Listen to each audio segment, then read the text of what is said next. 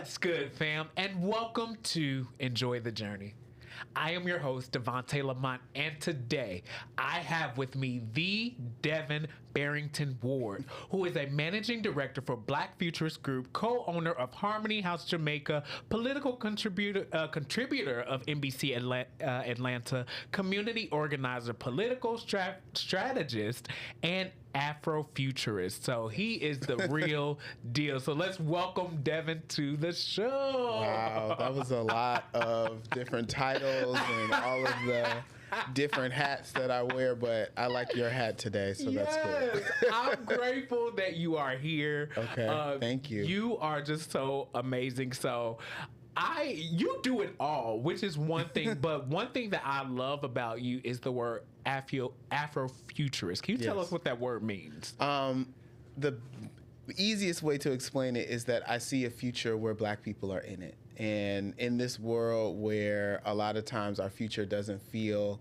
as solid as we would like as a people, I think Afrofuturists are continually creating art, culture, politics, entrepreneurial opportunities that create a future for Black people. And so that's what being an Afrofuturist is. There's an art form known as Afrofuturism, and that covers visual art, it covers music and dance, but essentially at its core of it is depictions of Black people in the future. Wow, so powerful. So as a former candidate, because you were on the Atlanta City Council, right? I was not on the Atlanta City Council, but I ran for the Atlanta City Council. You ran for Atlanta City Council. Yeah. Okay, so tell me what encouraged you to run for Atlanta City Council? Well, you know, Atlanta's my city, Atlanta. And I see a lot of things in this city that aren't working for the people that I interact with in my community regularly. And I think 30,000 other people in the city felt that way because I got over 30,000 votes. Well, close to 30,000 votes in the last election that I ran, which was 2024. And it was a citywide council seat. It's because I ran citywide because I've lived, I've been somewhat nomadic. And so I've lived in a lot of places across the city. Mostly on the west side, because the west side, the best side. West side, the best side. Even though I'm originally from the east side, I'm originally from east side, but I've been living on the west side for a really long time. Nice. And so you just see a tale of two cities. You see a city of haves and have-nots. You see a city where there are people who believe we have achieved the dream of Dr. King, because this is Dr. King's city. This is John Lewis's city. This is Maynard Jackson's city. But when I look at the gaps, when I see the poverty rates, when I see how Black businesses on average still make way less than the white businesses in the city, I see a city that has yet to achieve the dreams of those people who gave so much to the city and to the country. And so I felt like it was my opportunity to continue in that legacy and use politics and city council as an opportunity to create more equity and more opportunity for people who look like us, and also for people who don't look like us. Because there's never been a time where Black people were doing well in this country and everybody else was not. When Black people do well, everybody does well. Absolutely. The strength and the wellness of this country, the barometer should really be, are the minorities, are the people who are the most marginalized doing well? And I don't think that we've achieved that as a whole. We've achieved it in some pockets. Of course, Atlanta is still the Black Mecca and a beacon of hope for Black people across the country and the world. We're an international city. But also, I believe that there's a saying in Atlanta that Atlanta influences everything. Come on. I believe that if Black people are doing well in this city, then it is an opportunity for Black people to do well globally. And so we have a lot of work to do. Yeah. So, okay, that leads me to a few things. So I am new. This is not my going on third year in Atlanta, and Thanks for the traffic. To save my own grace, I did not want to move to Atlanta. It was an assignment of God that brought me here. But with that being said, I never move into a region without knowing, especially as a spiritual person, I always study regions and things, you know, that happen in that region, so I know what my next steps are or how I need to place myself in that environment. But one thing that I personally, as a newbie to Atlanta, respect and love about this city is the amount of success that I see from Black people. Black people doing well for themselves, Black people as doctors, lawyers, creatives, in the music where, I mean, there is so much that I've learned. I started Enjoy the Journey here in Atlanta. And so there is such a grace on this city. What do you have to say about the history? You talked a little bit about it, but you talked about Maynard and Dr. King and things like that. Why is the Black history in Atlanta so significant? Not just civil rights and all that. I know we touch on that a lot in our history books. But if we go a little deeper, what is the significance of the success of Black people in Atlanta? Well, I think it's a couple of things. One, Atlanta and Georgia are different. And so I live in Atlanta. I live in Atlanta. I don't know about Georgia. You know what I'm saying? Here. And people from Atlanta or people who have lived in Atlanta long enough know what that means, right? There's a cultural difference, and we are the envy of the state. And we're not just the envy of the state because we have the world's largest and busiest airport, or because we have all of these Fortune 500 companies, or because we have nice, tall, pretty buildings. It's because the majority of people, many of the people who occupy those spaces look like you and I. And for a lot of people in this state, that's a problem.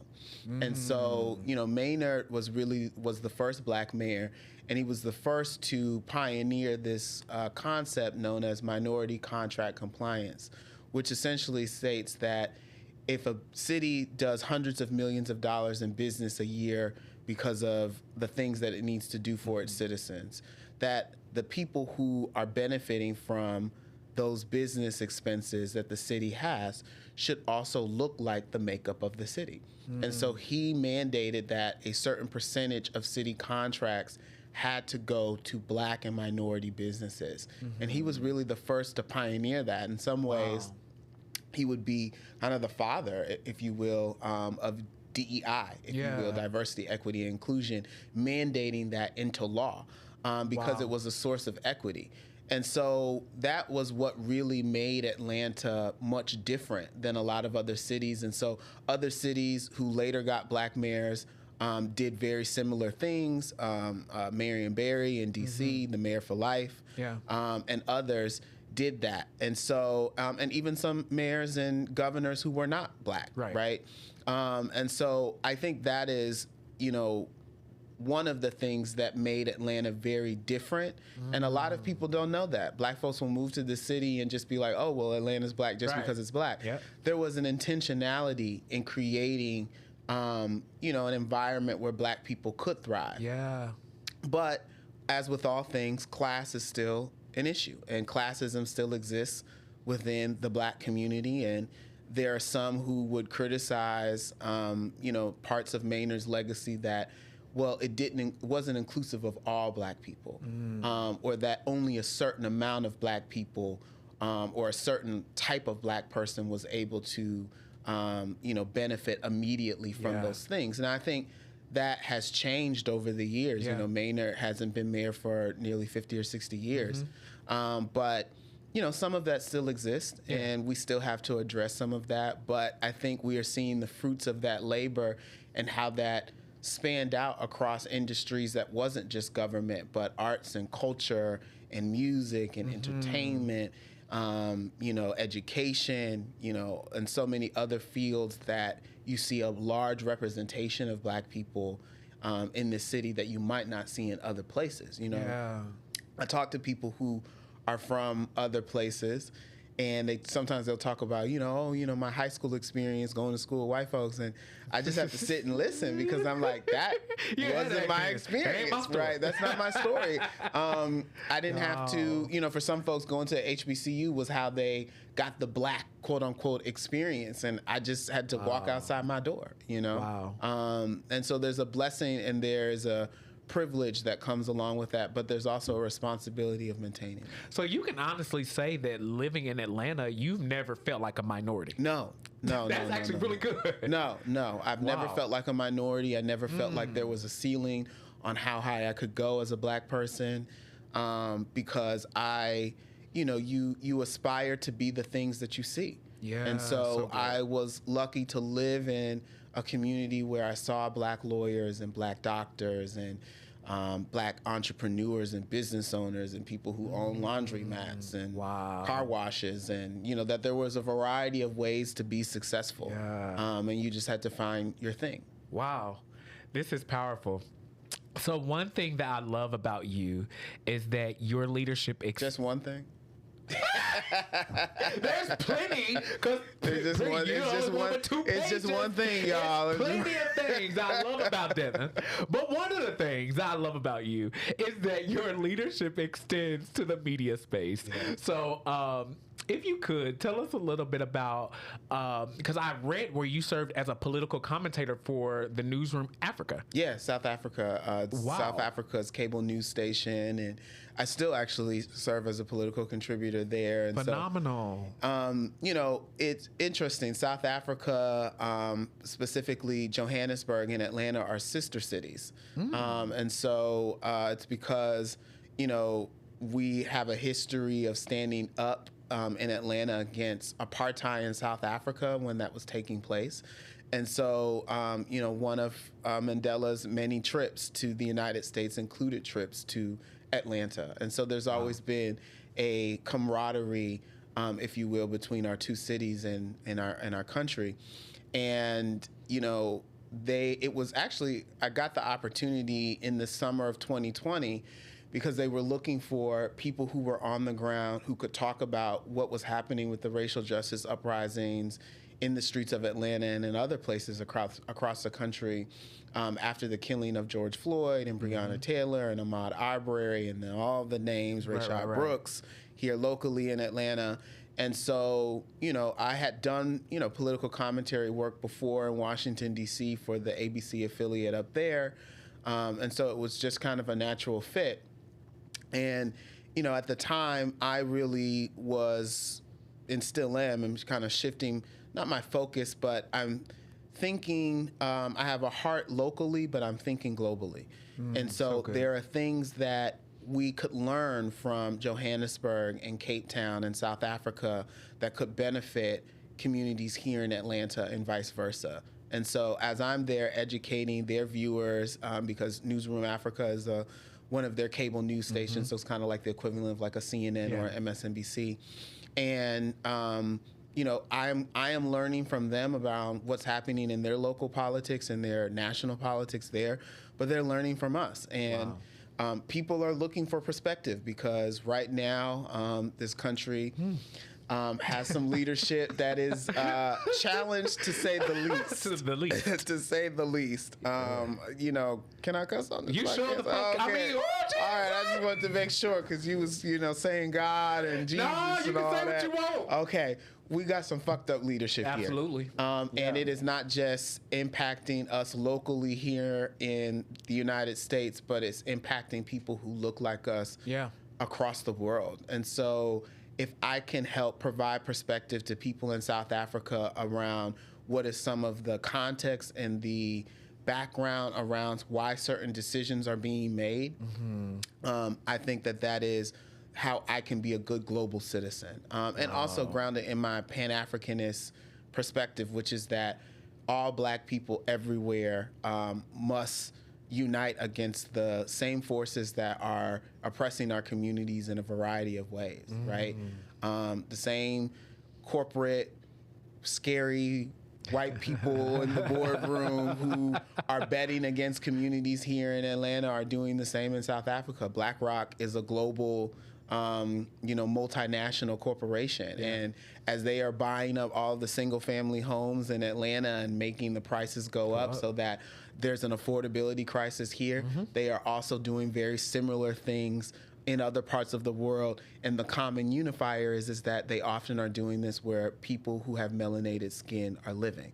And so we may not have all of the same issues. There are some things that are different, but we are more alike than we are different. And I can say that having been someone who's had the privilege of traveling internationally and seeing how Black people live outside of the United States and within it. And I can say that we have more in common than we don't.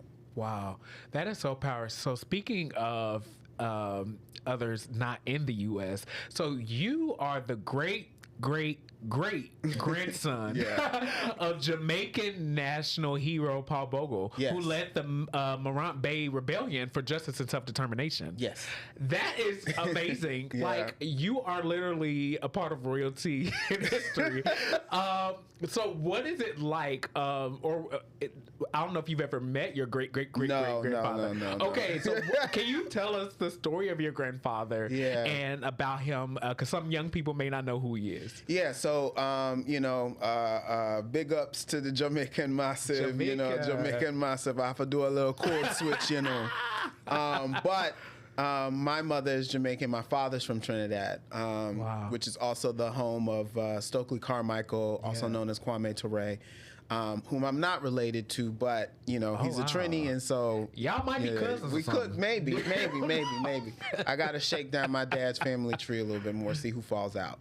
But on my mom's side, my great grandmother Cassandra Bogle is a direct descendant of Paul Bogle, and if you ever have been to Jamaica or flown into specifically the Montego Bay Sangsters International Airport, you'll see the Hall of Heroes as you're walking through to get to customs.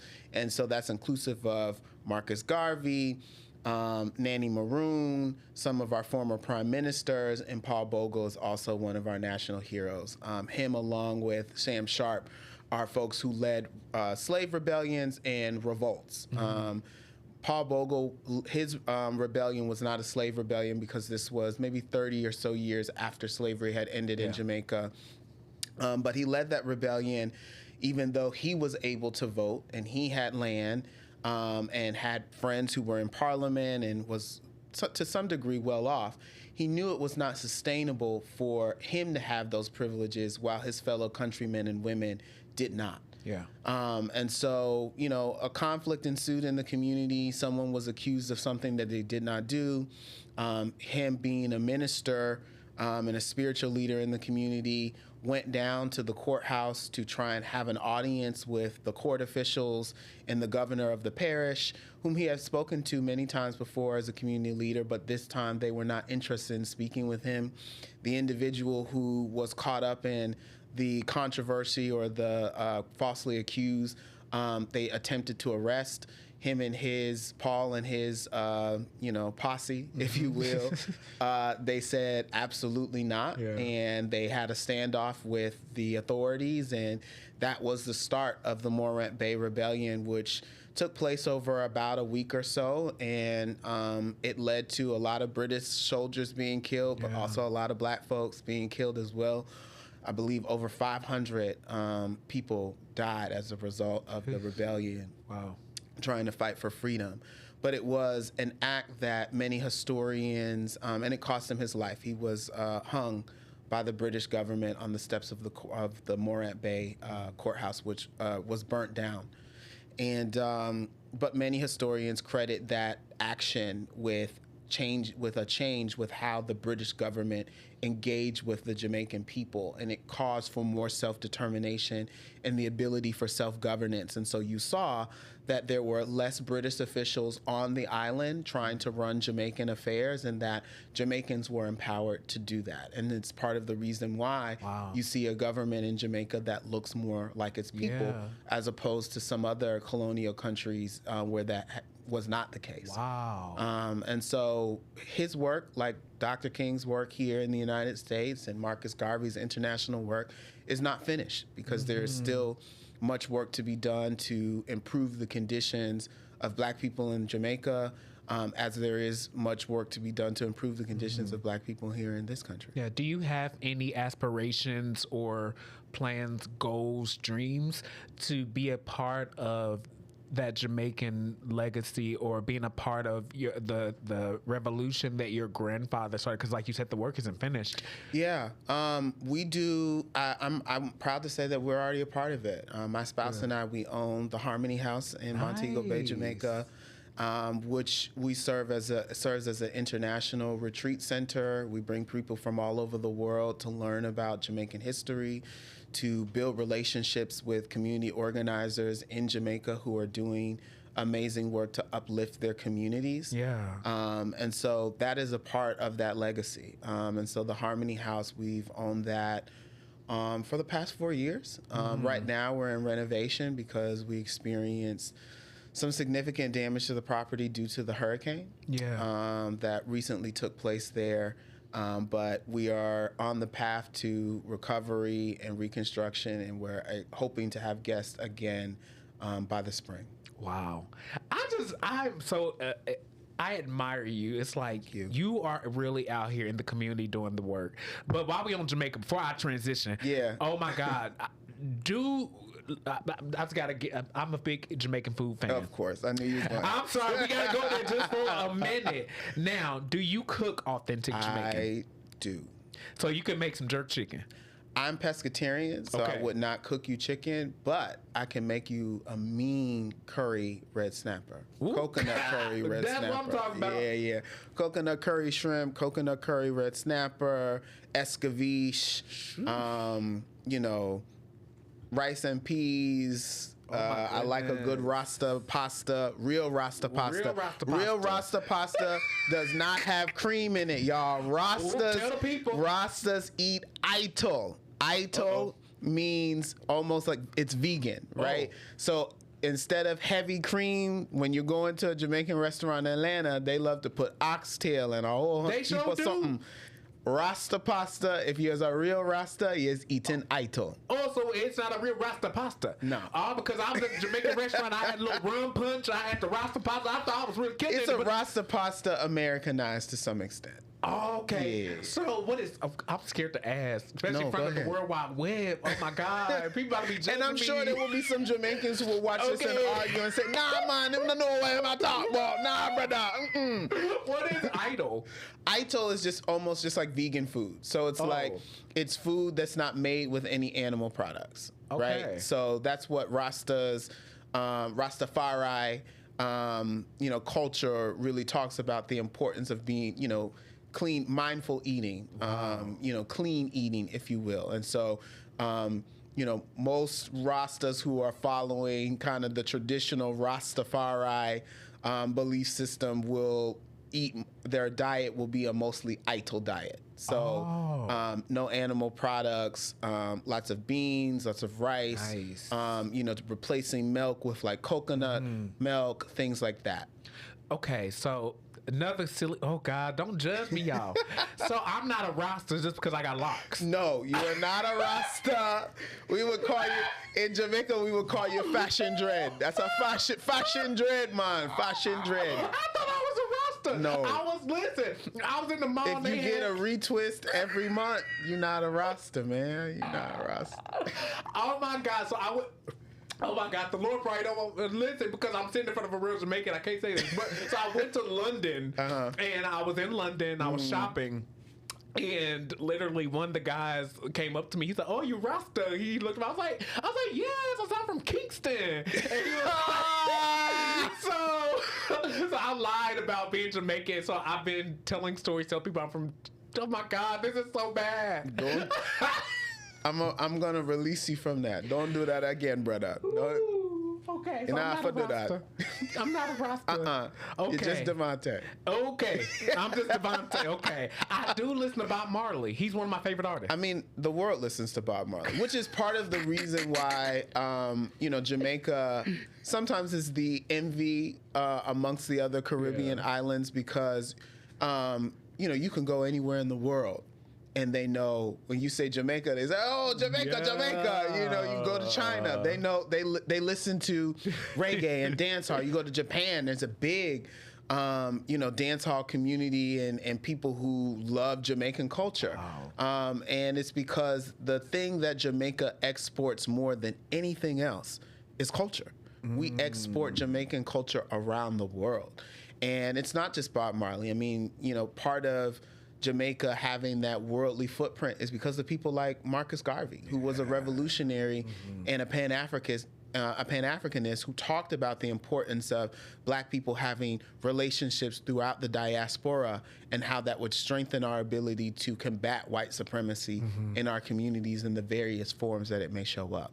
And so Jamaica has given so much to the world, which is why I was glad to see, and there's still a lot of work that needs to be done to recover from the hurricane, but I was glad to see so many people wrap their arms around Jamaica, send money, resources, things like that, because everybody wants a piece of Jamaica, and when Jamaica is hurting, we need everybody to chip in so that there's still a piece for us to give.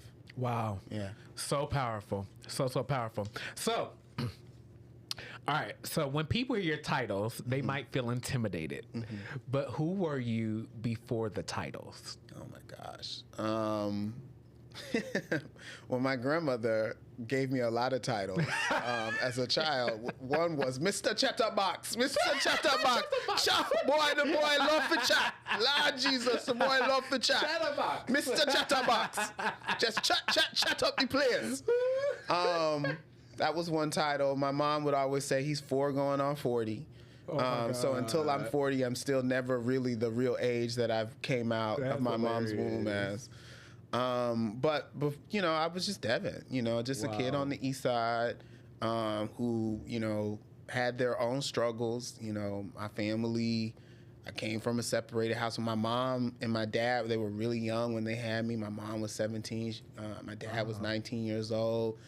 And they were just, Caribbean kids trying to figure out how to, make it in this country that their, parents made sure that they were here for. And so, there was a lot of things that I reflect back in my life that helped build character for me. But, beyond that, all of those titles, I was always just Devin. Wow. Yeah. I love that. So, okay, so one thing that you do as well, organizing in Atlanta. So what has organizing, specifically in this city, what has organizing taught you? People would think that I would spend most of my time like organizing against Republicans and this and the third. Some of the people who have been the biggest impediment to the progression of Black people are people who look just like me. Wow. In this city, who are more interested in profit than they are people.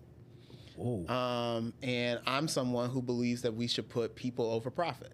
But there are leaders in this city who occupy offices at City Hall, who are members of the state legislature, who are county commissioners, who are the people who donate to these people's campaigns, who are regularly betting against our communities and are willing to allow us to pay more at the expense of, us being able to really invest in our people. This city, we're in a literacy crisis. Black children in this city can't read at the level that they're supposed to. We have a homelessness issue. People's property taxes are going up and their wages are not going up. And make no mistake, whether you own property or you rent, even if you're a renter, you're paying that property tax increase. So if you're wondering why your rent is going up constantly again and again and again, sometimes it's not just the greed of your landlord. Sometimes it's because they're making it the property tax code in a way that people who are working class folks are paying more of their share than people who are corporately owned, super wealthy billionaires who don't sometimes even live in Atlanta, but are paying a lower property tax rate than you are as an everyday citizen. That should have people outraged. People should be outraged over the fact that, our county commission in Fulton County gave Elon Musk a $10 million tax break. He's the wealthiest man in the world. Why the fuck does he need a $10 million tax break? Why are we subsidizing? And to add insult to injury, as soon as Trump got into office, this was the same man who gutted the federal government and pushed out a lot of black folks, particularly black women, who have been working in the federal government for years, serving the country, making good money, and being able to provide for their households and not be a drag, a corporate or a welfare queen, if you will. But in all actuality, the welfare queens are white men who occupy the C-suites of some of the C-suites of some of the biggest companies in this country and in this city. And it's unfortunate, but there are a lot of black folks who are in leadership who are bought and sold and use their position and their credibility with black people as a tool to pad the pockets of people who don't look like us and don't even spend that money in our communities. It's really unfortunate. What are some things that so much going on in the world. Now I'm just jumping into current day, you know, with everything that we have going on as a country where we are in a jacked up place as a country. But I also, we're seeing literally the ending of one chapter of this present universe that we're living in, but literally we are shifting into a new reality. It's a new thing. It's a new thing. Everything is shifting. I mean, even if you look astrologically, I mean, you've got Saturn and Neptune. We're in the period of enlightenment, and a part of enlightenment means that a multitude of truths will be exposed. Some of those truths will be really ugly truths, like the fact that our president is a pedophile, and is in Epstein files. But other truths will be revealed as well, that like some of the people that we have loved as artists that we grew up with are also just as complicit in the harm against children. And make no mistake, one of the commonalities around all of these powerful people who are being, you know, taken to task publicly for their ugly deeds that they've done behind the scenes, the thing that they all have in common is that they abuse children. Wow. And it's because children are the future. And so we have to really, you know, I'm a parent now. I have a 10-month-old, and he is the most precious, important gift and asset that I have to protect, not just in my bloodline, but for, you know, the sake of humanity. And every child needs to have that protection and have to have people in their lives that feel that way about them. But, you know, it is a rough time. But in some ways, you know, I hate to sound cliche, but as black folks, like, when has it not been a rough time for us? It's a rough time now because we're being more exposed to it. It's more easily accessible to consume. It doesn't feel like you can, you know, ever really turn the TV off, if you will, because when you turn the TV off, it's on your phone. Somebody's retweeting about it or somebody's reposting about it. But in all actuality, the world has, for a very long time, always been in a state of chaos. But I believe chaos does birth opportunity and change. You know, the universe was created out of chaos. Big Bang, right? God putting all these atoms together and mashing things together, and then there was light. It was chaotic. It was scary. It was loud. It was bright. It was so many different things, but that's what change is. And so it's understanding how to navigate the chaos so that we can get to the other side of the chaos, which is change.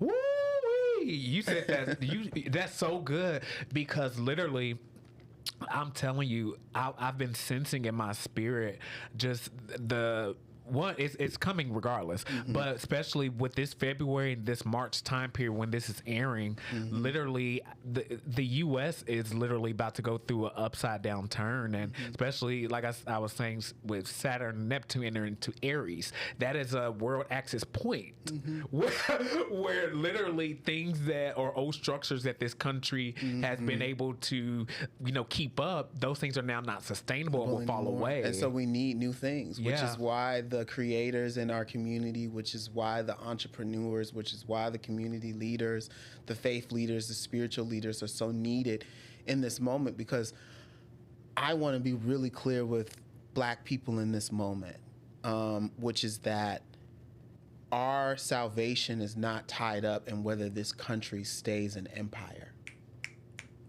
There are the British Empire at one point was an empire. It's not that anymore. People still go to London to go party. You can still go sit down at a nice restaurant, but it's not a world leader in that way. And I believe, and I would submit to you, that America has maintained its world leadership, its hegemony, if you will, on the backs of Black people. And so when America no longer is the world leader, I think that's one of the best things that could happen for Black people, because now it forces this country and its leaders to no longer be so focused on maintaining U.S. supremacy, but actually be focused on what do we need to do in order to maintain and improve the material conditions of the people who live in this country. And so I would say, for people who are observing this moment, who are afraid, be not dismayed, because this too shall pass. And as this passes, there will be a new thing that I believe will be a much better thing for people who look like you and I. And thus, it will be a much better thing for everyone. Because again, when Black people do well, everybody does well. When Black people do well, everybody do well. I want to say thank you so much for coming today. This was a phenomenal conversation. Of course. I've really enjoyed this, and so thank you so much. Okay. All right, y'all, we have had another great conversation here at Enjoy the Journey. Make sure you like, comment, subscribe, and make sure you hit the bell. Let us know what you got out of this conversation. This was very powerful, all right? I love you. You have a great one. Later, y'all.